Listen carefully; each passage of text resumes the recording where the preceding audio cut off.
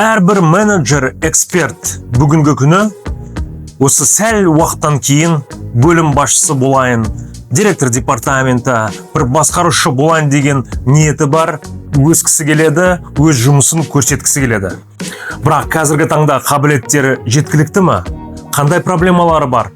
Адамдармен қарым-қатынасы қалай?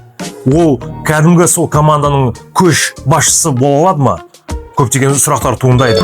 Осы біздің менеджерлар, эксперттер болашақта лидері, көшбасшысы немесе бір департамент басшысы болғысы келетін азаматтардың алдында топ 5 проблема күтіп тұр.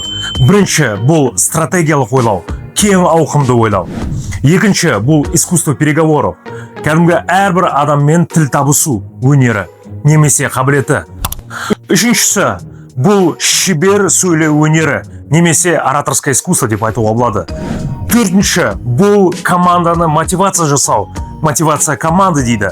Бесіншісі, бұл soft skills. Soft skills осы қазіргі уақыттың керек қажетті қабілеті.